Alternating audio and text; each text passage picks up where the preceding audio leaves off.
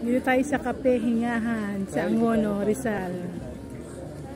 Nasa Angono naman tayo ngayon, guys. View deck din to. Ang ganda ng view niya.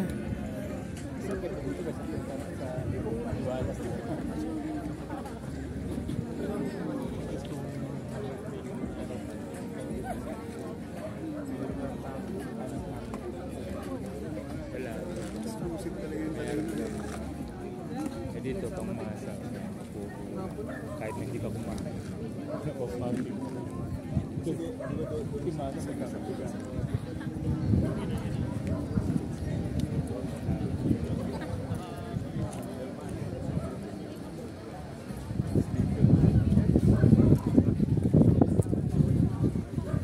Sementado na siya ngayon.